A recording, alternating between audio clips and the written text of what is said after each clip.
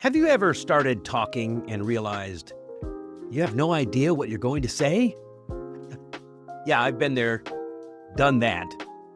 I once gave a 5-minute answer to a simple question, and by the end, even I was confused. And I'm the one who said it. Here's the thing about speaking clearly. It isn't about talking more, it's about thinking better. Just like this bow tie. You can't just twist it randomly and hope it looks good. You need a clear plan.